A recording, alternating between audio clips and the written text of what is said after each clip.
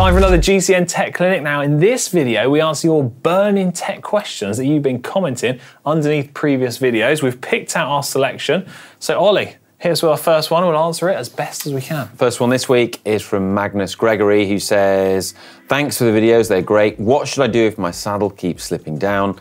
I've taken it to my local bike shop. They've added some friction paste and torqued it to the manufacturer's spec. I put some electrical tape around the saddle post. However, it's still slipping. Is there anything else I can do? Is plumbing tape a bad idea? Firstly, I think plumbing tape is a bad idea. I don't think you need to be adding something like that because that is going to highlight that you've got an inherent problem with one of the components. It sounds like you've tried some of the easiest and most obvious solutions. I would also try lubricating the saddle clamp. Basically, you want to lubricate the bits where you don't want friction and add friction paste to the stuff you want to stay put in place. I think if you've torqued it up correctly, maybe you could go down the route of looking at there could be a problem with the clamp. So you could try a new clamp. Then you might need to look at getting a new seat post if it's maybe worn away or not quite the right size. And failing that, probably the worst possible outcome is there could be an issue with your frame. So some of the tolerances of it. But it sounds like I need a bit more investigation from a bike shop, really, rather than sort of a home fix. Yeah, and if the bike is still in warranty, yeah, and there is an issue with the tolerance of the two components, then yeah, maybe it's a warranty issue. Yeah. Yeah, who knows? Sounds a bit annoying though, doesn't it? Next question in is from Andrew Bay. They say, hi, Alex Manon and Dr. Oliver Bridgewood. I've got an Ultegra mechanical group set right now, and I'd like to upgrade to Di2. Assuming that upgrading to 105 Di2 and the older Ultegra cost the same, which group set would you guys rather choose? Oh, that's quite tricky. So previous generation Ultegra or current generation 105? Do you know, I might lean towards the Ultegra, the previous generation. I love that leader shape. You can actually get hold of it. Yeah, that actually is a good point. There are supply issues at the moment, and it is sort of back-ordered with the 105. So, yeah, I'd be inclined to go with that. I mean, they're both excellent group sets. Very comparable, I'd say. What I don't know the answer to immediately is the weight, and I would just simply go whichever one's lighter. I suspect the Ultegra will be a bit lighter. And with the Ultegra being a series older, there might be some mega deals to be picked up. Yeah, okay, Ultegra from me, Ultegra from you. There we go. Next in, we've got a question from Leo the Rocket Man. Ollie, take it away. Hi there. I'm buying a mid-range road bike with either Shimano Ultegra or 105. Later down the line, can I upgrade it to SRAM or am I locked into Shimano? Also, is it okay for me to run mountain bike clipless pedals and shoes, such as egg beaters? I commute to school and often walk in the shoes. Where do you want to start? Well, I would say switching from a Shimano group set to a SRAM one is pretty easy, especially if you change to ETAP wireless group sets, because make life a bit easier. You don't need to route your cables. Boom! Which makes it means it's almost compatible on almost any frame. Yeah. Because you don't need to route those cables. So that's pretty easy. And certain components, there is cross-compatibility there. It's not optimum, but things like the cassettes, as long as they're both 11-speed versus 11-speed or 12-speed versus 12-speed, there is compatibility there with the cassettes and chains. It does kind of work, but it is always better to use the proprietary thing. But there should be no reason why that's not possible. And then in terms of your pedals and shoes, there's no reason why you can't put mountain bike pedals on your road bike. It might not look as cool or be as good as a slick road pedal and road shoe setup, but perfectly fine. And you're absolutely right. If you're doing loads of walking, it's it's much better for it. In fact, sensible choice, I would say. Yeah. Next question is from Monty41. Yeah, they say, hi, Alex, Manon and Ollie. Have a giant TCR with a 105 group set. Has a 52-36 chain set, an 11 to 30 tooth cassette with a short cage rear mech. Officially limited to 30 teeth. It's fine for the riding I do, but day to day, but I want to start doing some bigger hills. Would we recommend a 50-34 chain set or a larger cassette and a new rear mech? Thanks.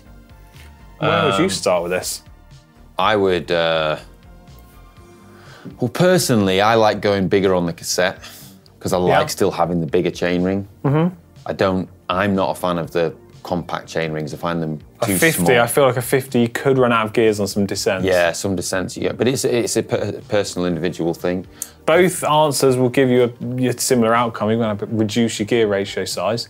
I'd probably be inclined to go with the cassette, like you say. Yeah, and yeah, from experience, we find that when Shimano's pretty conservative, so when they say their derailleur is related to a certain number of teeth, so in this case 30, you can usually fit a 32 and it works Especially fine. if you're a bit gentle. Just make sure you fit a new chain that's the right length. That's a good point, actually.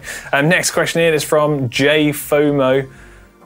They say, which of the following set do you think would be ideal for hills and flat riding? So we've got 3 options here. Oh, like this. Right, so option 1, a deep wheel at the front and shallow wheel at the back. Option 2, shallow wheel at the front and deep wheel at the back. Option 3, all round wheels, say 40 to 45 mil deep.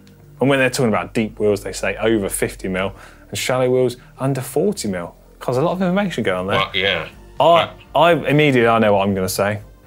Shall I go with my answer? Yeah. I'm going to say deep wheels all round, maybe a 50 or maybe an upwards 60 might be all right all round. Maybe not the lightest setup, but I think the aerodynamic advantage is going to be easily worth it for the minuscule weight penalty. Yeah. Yeah. Yeah, so on balance, aero always trumps weight. Yeah. Like, I think the reason why you might not want to go the deeper wheel is more of kind of a handling thing. That's a good point. Yeah. It's the fact that it's harder to get undressed on the bike and get dressed on the bike and take both hands off the bars because the front wheel feels twitchier and catches. Like, that's the I can't say I've ever seen a deep wheel at the front and a shallow wheel at the back either. No, and people have discussed this, and there is like a kind of argument that, yeah, the front wheel is more important aerodynamically, arguably leading edge, so you would want a deep one at the front, but you kind of not really, you've still got that disadvantage. The front wheel is the one that's the twitchy one. Yeah. So maybe that's why he's saying, would you go shallower at the front and like deep at the back? For that reason. Maybe you could, but it always, I think, looks a little bit weird. Yeah. And I think if I was going to have one bike and one set of wheels, it would be a more aero bike and it would be wheels around sort of 50 mil, which is a good all-round depth. Okay. Well, that's what fair enough. And that would be for riding on both hills and flats. You'd be good in both. Okay, thanks. Yeah. Next question is from MC Running. They say, how accurate is the feel of a wheel-on trainer and how accurate is the power as well? Does it mimic road feel or even the flywheel trainers? So what's your thoughts on wheel-on trainers? Awful. Strong, okay. Yeah. Like riding through custard. Well, I think modern wheel-on trainers are an improvement over the older ones. They are better, but in terms of ride feel, it just doesn't feel anywhere near as good as like a direct drive trainer. And certainly in terms of the accuracy of the power readings for a wheel-on trainer, they are renowned for being inaccurate. There's so many sources of error that you're introducing into that system. Take the Wahoo roller system, brand new launched out. They didn't even fit a way of measuring power into the trainer because they just said, you can't accurately measure it. We don't want to fit one unless it works how we want it to. Rollers feel completely different to a wheel-on trainer. Yes. Because that's important to say. Yeah. Like, they roll and you feel free and you have to pedal at quite a high cadence and they spin. Yeah. Whereas the fixed static wheel-on trainer. As soon as you stop pedaling on a wheel-on trainer, you stop like immediately because the friction resistance is really high. So I always say it feels like you're pedaling through custard. Yeah. Or creme anglaise. I knew you were going to say that. If you're pretentious or French. Right then, last question for this week is from Jesse X. They've just bought a new Canyon bike with Ultegra Di2 12 speed.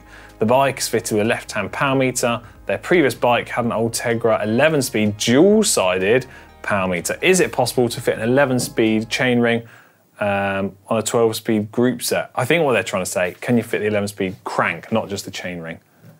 Yes, it's not advisable. Shimano wouldn't recommend that you do it. It won't shift as well. But early in the start of this year, we did see some pro teams running the 11-speed chain sets with a 12-speed group set because of the limitation on what parts they could get. Yeah, but there was also, concurrent to that, lots of reports of chains being dropped. Oh yeah, I overlooked that bit. Yeah, and that was, people were speculating it was because they were using the 11-speed chain sets with the 12-speed derailleurs and stuff. So I guess it will work, but it's not the best solution. No. No, I'd probably Not advise it. I'd stick to the 12-speed chain set. At least you've got a left-hand power crank already on there. Yeah, so that's pretty good, eh? Yeah. Okay, that draws this week's GCNTech clinic to a close. Once again, apologies if we didn't answer your question. Keep submitting it in the comment section down below. And if you're persistent, well, 1 week might make the cut. See you later. Bye.